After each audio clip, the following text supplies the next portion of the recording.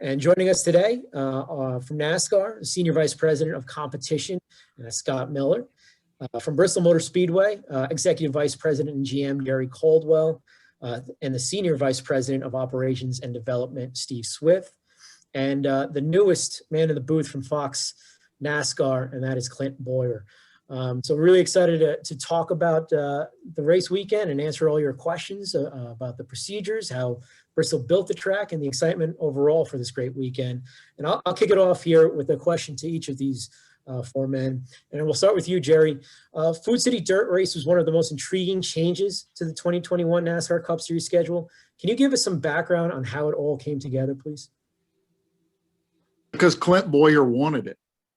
That was it. Just kidding. You know, it's been a process. When you work for Bruton and Marcus, you never know what's going to come up. And Steve can attest to that as well as anyone. You know, it's what's fun about our sport and about our business. This really came about from, 20 years ago when when we really had dirt races here. And it has continued after every event. We do fan research, and it's continued in that research. We ask the fans, what other things would you like to see at Bristol Motor Speedway? Dirt racing has always been on that list. So conversations with race fans, conversations with drivers. There were drivers who said, yeah, let's do that again. And then obviously Marcus and Bruton love trying new things and trying big things in a big way. So as this developed, they really embraced it in a big way, and thankful for our partners at NASCAR to pull all this together and really create something that it's gonna be history in the making. We haven't seen this in 50 years, and I think that is a testament to this tremendous response that we have seen from the race fans. You're on mute. Rookie move. First time, yeah. Everybody. Steve, to that point that Jerry talked about in the history and the undertaking of this, how did you go about developing the plan for Bristol's dirt track? And can you give us a sense for where you are in the project right now? Yeah, absolutely. So like Jerry said, once it was brought to the table, and it's been a long time of a conversation, but when it was actually finalized and we worked out the details that it was going to happen, a lot of research went in place. Visited a lot of dirt tracks, went to a lot of dirt races to educate, ourselves a little bit more on all the nuances behind dirt. Naturally, NASCAR's not been on, or Cup Series has not been on dirt in a long time. So nothing to go watch to see how that reacts and what that does. So a lot of dirt races, a lot of late models, a lot of sprint car races, local tracks to get a feel for the type of dirt that we'd be experiencing here in Bristol without having to haul it from all the way in Iowa and getting some of that good black dirt. So we're dealing with the nice, good red dirt that we have west here in Northeast Tennessee. And once we started that process, lots of research and talking with different tracks across the United States and definitely the local guys around here. And then it was starting to put that plan together, how we could actually make it happen in the very best time to build dirt racetracks in Northeast Tennessee during the middle of the winter. So trying to figure out how to make all that happen and put mud on a racetrack that would eventually become a dirt track. We've been pretty fortunate. We've had a great contractor, a great team that's been part of this process that doesn't know how to quit and definitely has put in the extra hours. We've burned the lights whenever we could. With the weather that we've been given, rain, snow, sleet, I think the whole country's kind of fought that. We've definitely fought it here in Northeast Tennessee. But with that, we've actually had cars on the track. So the process has gone well. Again, our team of contractors and suppliers has been great to be part of that. And we've put cars on the track with dirt cars. We've actually got cars on the track today. There's a couple guys out here doing some stuff for us just to let us see exactly what the dirt's doing again. And we've got some more cars coming next week. So we're definitely getting plenty of practice. The process has gone well. We're ahead of schedule where we thought. We didn't think we'd have anything ready for the 1st of March, truthfully, with the weather that we expected. But again, our partners have been great to make this happen. Thank you, Steve. To the media, I believe you should have received the one-sheeter with some of the procedural elements of the weekend as far as setting the starting lineup. It's also going to be on NASCARmedia.com. So if you want to see that, feel free to go to NASCARmedia.com for that, or if you need it, let us know and we'll ship it to you. So with that, Scott, and what Steve mentioned, going to dirt tracks, I know the NASCAR competition team made a concerted effort to honor dirt track racing with this event's format. Can you sort of give us a top line overview of how the heats will be set as well as the starting lineup for the future? Well, I will. I mean, and when we started figuring out, how we were going to do the preliminary races, we obviously took a look at what we had historically done in Eldora with the Truck Series race there, and kind of took some elements of that, things that worked. But really what we wanted to do for this event was kind of get back to the roots of dirt track racing, and incorporate some of those elements that are kind of have been ingrained in dirt track racing for a while. And one of the biggest things there is whittling the field down to the main event and setting the starting lineup via heat races, and then with the element of passing points that has been a part of dirt track racing for a while, and actually creates a lot of excitement and mixes things up. So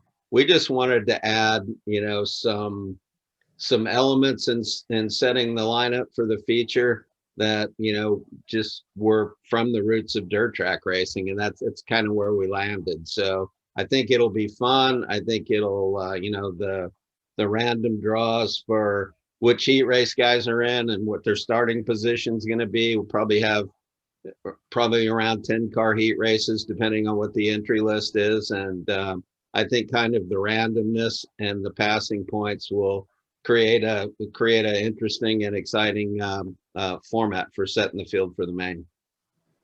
Thank you, Scott. And then Clint, I think you're only 4 races in, but the best part about hearing you on the broadcast is when you get excited. And with your dirt background, you've got to be excited about this one. Can you talk about what you're looking forward to and just the general excitement you're having for the NASCAR's first dirt race on the Cup side since 1970? Well, first of all, the excitement in the booth has always, been there. It's fun and exciting to be able to sell racing, NASCAR racing, right? Cup Series racing, what I've worked my whole life to be able to do. Whether I was in that car or in the booth, I was always trying to sell this sport to somebody. Find somebody in the infield, man, let's go have a beer. I want to show you this. Check this out. Did you know that this was here? That's what's cool about this sport for me as a race fan. That being said, I've been on this old road for a while, and hey, man, I'm ready for something new. That new is here. This Bristol, this whole schedule this year is full of new and exciting things. Reach out things that the sport, in my opinion, we've longed for it. We've needed to do this for a long time. That time is now. It is here. And I couldn't think of another, anything other than this dirt racing opportunity at a track like Bristol to be able to have more fun at. I know that the fans are pumped up. I see it on social media. And I am. My dirt late model teams, the traveler across the country. I mean, this is the hype. This is the talk of short track racing all across the country. There's a lot of racing that's going to happen on this racetrack even before we get there for our NASCAR weekend. I think that's beneficial to a lot of things, setting the stage for dirt racing, and certainly preparing this racetrack. I think it's paramount that we make sure that the track is ready for our heavy vehicles. And I love that the approach that the track is taking of making sure that they have that. I've heard of upwards of over 1,300 cars are going to be entered to this race beforehand. That's a lot of racing. That's a lot of checking the boxes of things that can potentially pop up that you were unexpected. And, so I love that. That's a great plan, in my opinion. I love the give props to Scott and his team, man. This qualifying procedures is true to dirt form, as he said. I like that. Hey, we're dirt racing, man. It is a little bit different than what we see on any given Sunday. So I like the aspect of the passing points have always been something when I grew up in racing that was very difficult to do, and something that's kind of all over the place. It's a good story to be able to tell up in the booth to our fans. Keep an eye on this guy, man. Random draw. I've been there. Been on the pole and been that guy that didn't have anybody to pass, but I can bet your butt you better not go backwards because you're going to be in big trouble. But I've also been that guy that has that rabbit to chase starting at the back and be able to capitalize on those passing points. So be very interesting to see, who is able to capitalize on this qualifying procedure and be able to start up front for this prestigious race. That being said, I said new. this isn't new to NASCAR. This is back to where we came from. And I think that's something to stay focused on and remember as well. This isn't just completely thrown, out of nowhere. This is something that our past and our history was a part of. Just did something on Richard Petty last night in Race Hub, how Hendrick Motorsports is about to catch Petty Enterprises. Petty Enterprises won a lot of races on dirt tracks back in the day. They got another opportunity to win again and punch their ticket on a dirt track. So can't wait to get there. Hopefully, you can bet your butt I'm going to be there early, be watching all this racing going on. And then eventually there's a late model race that my teams will be a part of. So that being said, I think there's going to be a lot of unknowns. You can do all this racing, all preparing, everything. Dirt racing is full of unknowns, full of chasing the racetrack. You think we chased the racetrack last weekend at Homestead, Miami? You wait till these boys and these teams have to chase this racetrack as it changes. So all these unknowns and all this thing, that is nothing but a benefit to a fan, and I can't wait to be a part of it. Awesome. Thank you, Clint. We'll now open it up to questions from the media. If you have a question, please click the raise your hand button. We'll get to as many as possible. Do ask that you keep your questions to one. If you do have a follow-up question, feel free to re-raise your hand and we will get to you as possible. And as you see, there's 4 gentlemen on this call. So please, we ask that you keep the questions Bristol focused. If you have any other questions competition-wise, feel free to reach out to the NASCAR Racing Communications team. We're happy to help you out there. And we'll start off the questions with Jeff Gluck. Go ahead, Jeff. Hey, yeah, this is for Steve. The biggest concern I guess I hear from people so far is that with such a long race and such heavy cars, how are you guys going to try to keep the track from taking rubber? What's sort of your plan to keep everything fresh for when the big boys come in? That goes back to what Clint was talking about, having all those races prior to the NASCAR weekend. We'll get to learn a lot about how the track's going to react and what the track's going to do, which helps us build that game plan even better going into that weekend. Currently, we have a traditional plan where you work the track, and NASCAR's given us time to work, prior to the races. Once the races start, there's not a lot of time or things to do. We feel like we can put enough moisture in the track, the time of year, time of day, all that plays into that. But the week before, like what Clint was alluding to, gives us a lot of knowledge how to work that weekend, and we've got time to work it before we get there. Next question. Next question will go to Lee Spencer. Go ahead, Lee. Thank you. Just kind of curious, Steve, is it local dirt that you brought in, or, what's the composite of the dirt, and who did you go through to kind of figure out what kind of composition you wanted for the dirt? So there's in the dirt world, there's a gentleman out in California by the nickname of Dr. Dirt. And we definitely took a lot of samples. We tested probably 18 different sites of dirt across the local area, naturally trying to find the dirt that was local, one from a logistics standpoint to try to get it here. And two, knowing that there's a lot of dirt tracks around this area within 150 miles that are great dirt tracks, and utilizing that, native red Tennessee clay. So with that, the gentleman out in California analyzed the dirt for us, told us all the intricates that you probably don't want to know, but there's a lot of science behind dirt when it comes to a good dirt track, and gave us the 3 best samples. And those were the 3 samples that we ended up using for the racetrack.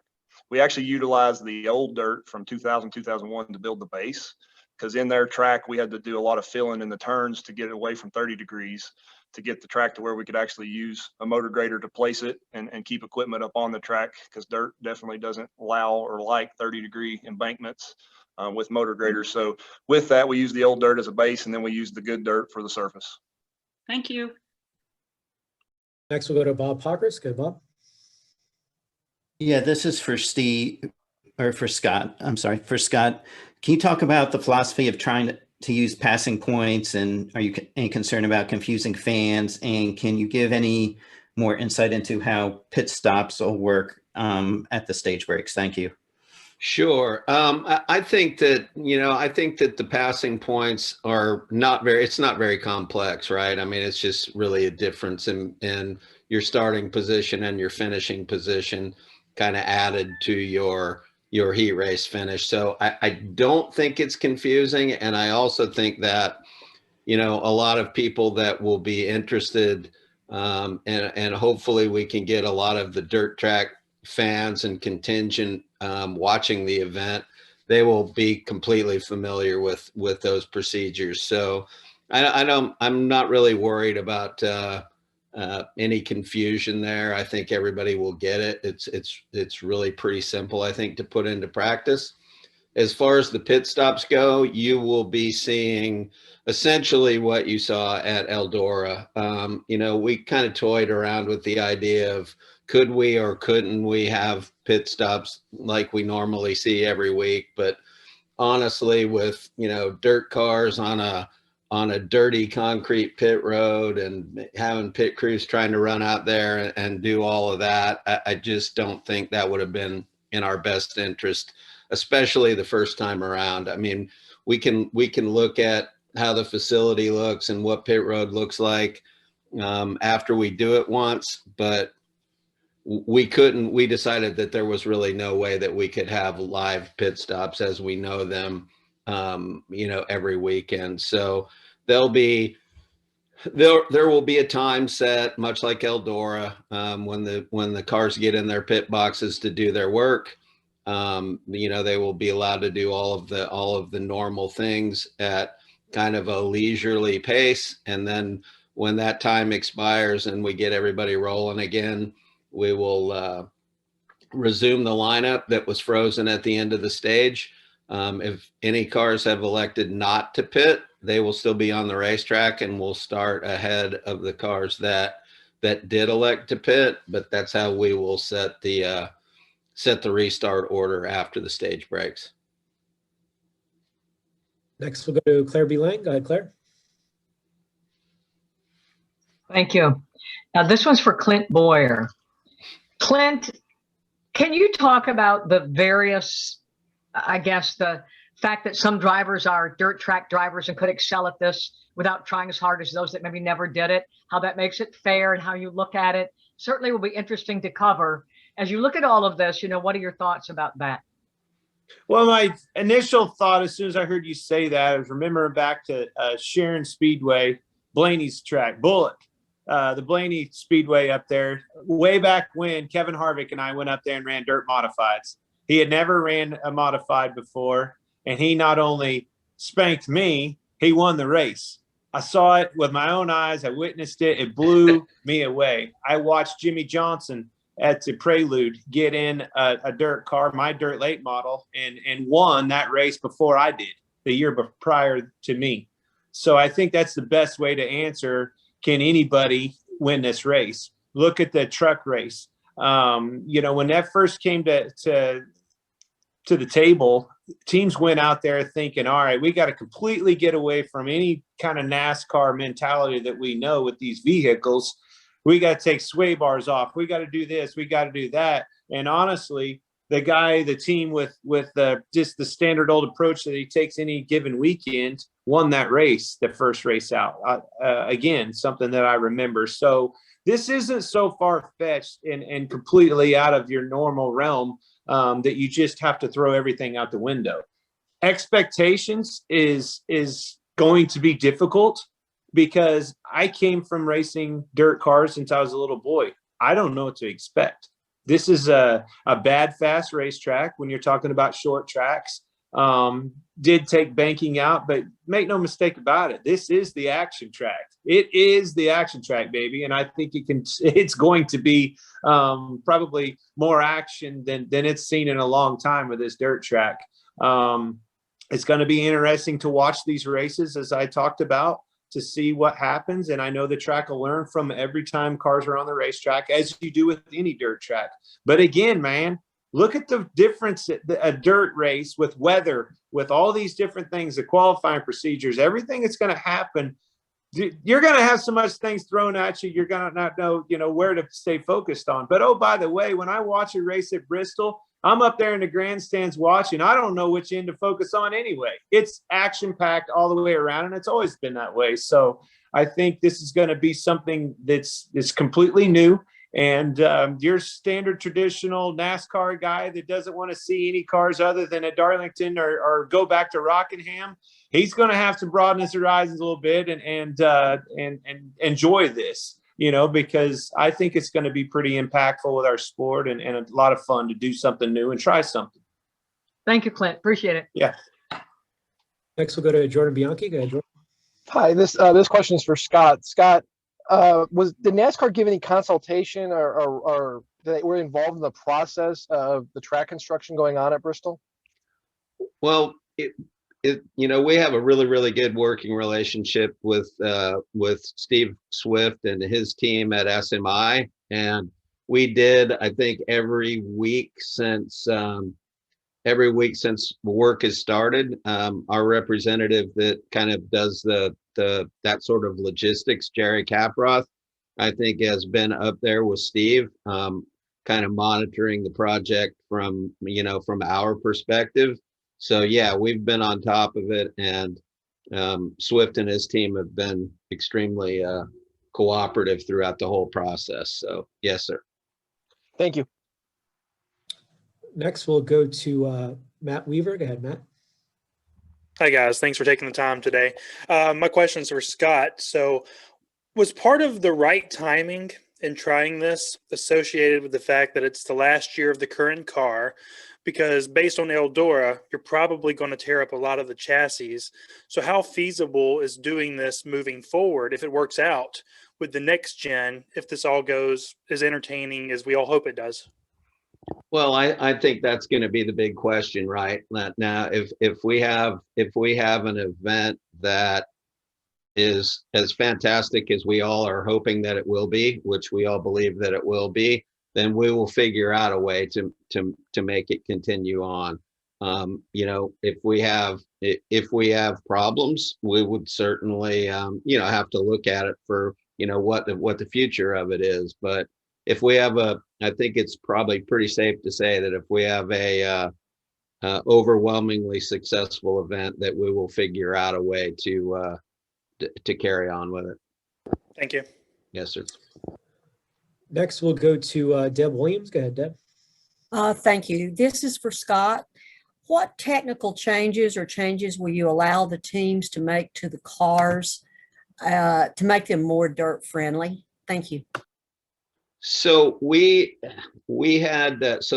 drew from the experience that some of the top truck teams had as far as preparing their trucks for dirt. Mike Beam from GMS was extremely helpful in kind of sharing with us and the Cup teams all of the little things that might have gone unnoticed. Just mounting crush panels in the cars better, having stronger battery mounts, having stronger battery hold downs, all the little things that had been problematic as the truck teams had learned how to deal with the dirt. He was extremely helpful in sharing with everybody. And, over and above those things that we've kind of learned in the truck series needed to be adapted, strengthened, protected, shielded to keep mud from building up and those sort of things. Those are really the only changes in the rules, just kind of special dirt rules. But from a technical standpoint, not much different other than, strengthening, shielding, screening, all the different things that you would do for a dirt car. Thank you. Yes, ma'am. Next, we'll go to Taryn Weck. Go ahead, Taryn. Hi, thanks, Mike. This is for Steve or Jerry, whoever wants to answer. When all is said and done after NASCAR's race weekend, how quickly will the dirt be removed, and what's the process like there? Well, we've got a few events to come. We'll be running a couple of World of Outlaws events in April, and then I'll let Steve touch on timing. But we've got some history with this. We've done it. We did it 20 years ago.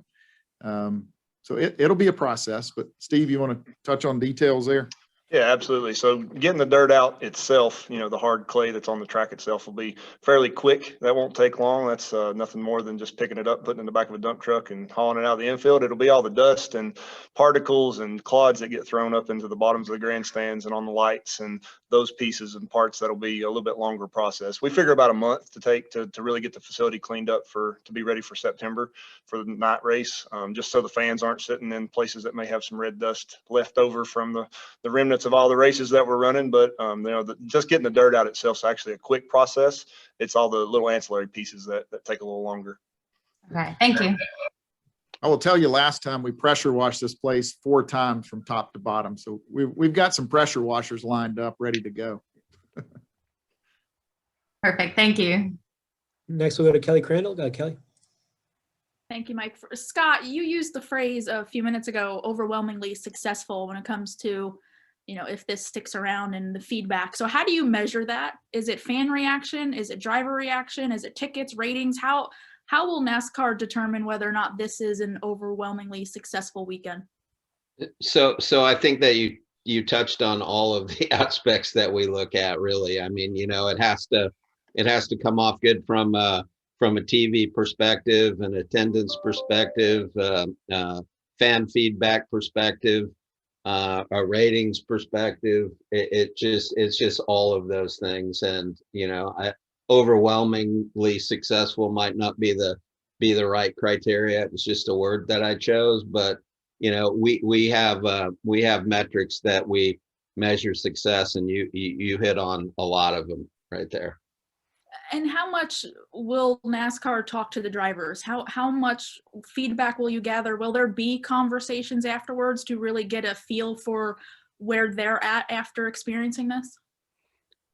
Sure. I mean, that's an ongoing process. I mean, we consult with the drivers on a lot of topics on a weekly basis. So that communication line is open, not only for this event, but for all events. I think an example of that you've recently seen was, during the clash at Daytona, we had the problem back in the back chicane with the mud, and several of the drivers gave us feedback and worked with us on a solution. And that was strictly from them. They got involved in the process and helped us with it, and it was much better for the actual road course race than it was for the clash. So that's just an example of collaboration that we have with a lot of the drivers. They're always in the loop. Next, we'll go to Heather Williams. Go ahead, Heather. Thank you. This question is for Steve. You mentioned, and I've seen cars out there on the track, but is the track ready to go? Is it finished, or what still needs to be done before race weekend? Fortunately, we always strive for perfection. So to say it's perfect right now, no, it's not. But it's raceable. It's racey. We've had cars on the track to test the things that we've got, to hit the soft spots if we had any soft spots. And Clint could probably cover a lot of these things that he's experienced over the years on dirt tracks, but to show us any weaknesses that we may have in the track surface.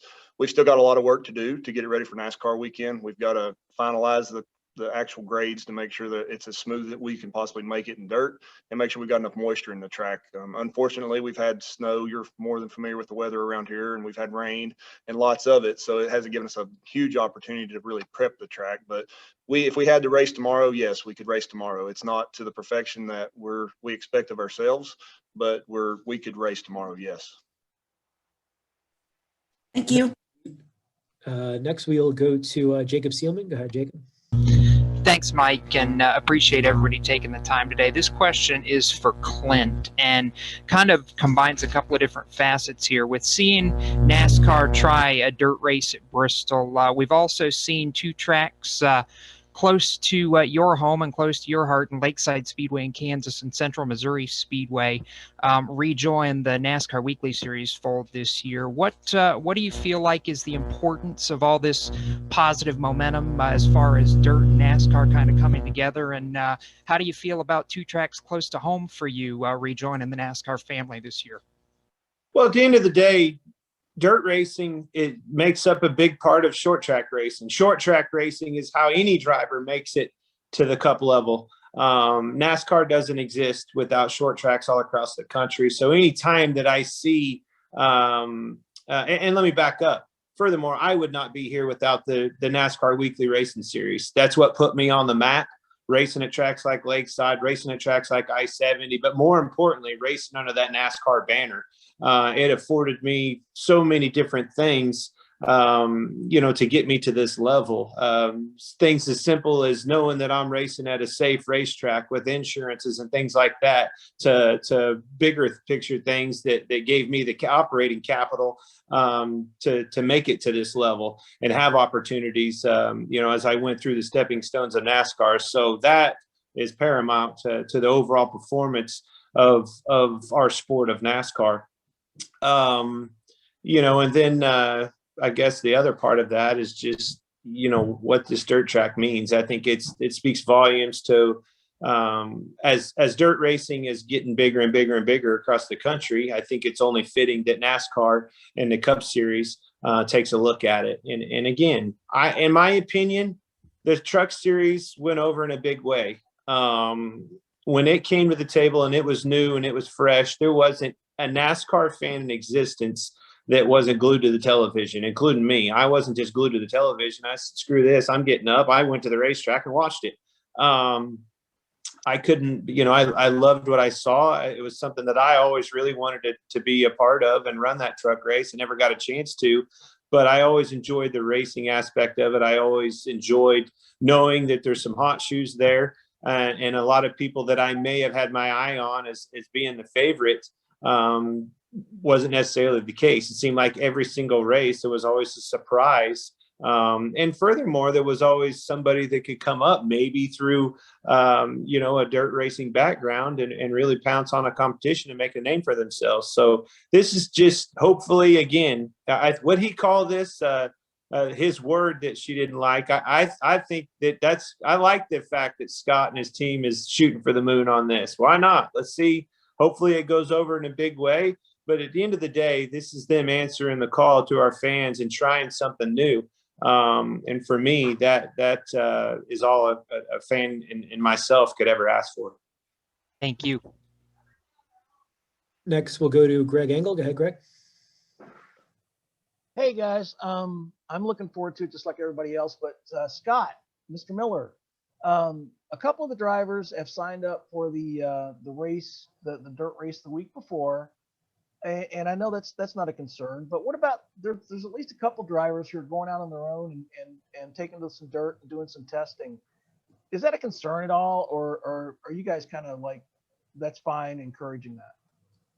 Well, we revised the testing policy this week. So to be clear, one thing that they aren't doing is they aren't taking a cup car anywhere to do any dirt track testing or any testing of any kind. So it's pretty hard for us to keep them out of another type of vehicle. We have what we call a stock car equivalent defined in the rule book, and no equipment that has anything to do with sort of a NASCAR stock car can be tested anywhere.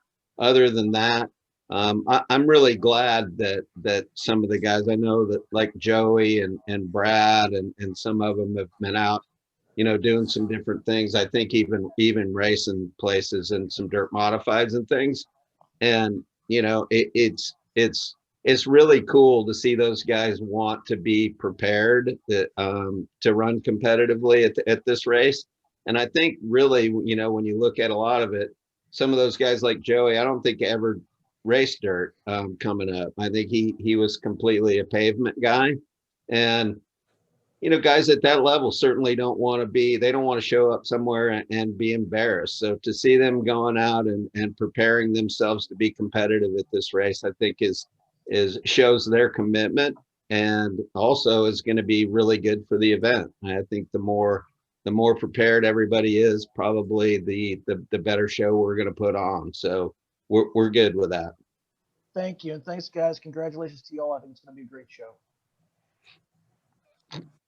Next, we'll go to Mark Arrow. Go ahead, Mark. Thank you. Question for Clint. A lot of cars, Clint, on the track at the same time in the main event. Your thoughts on that?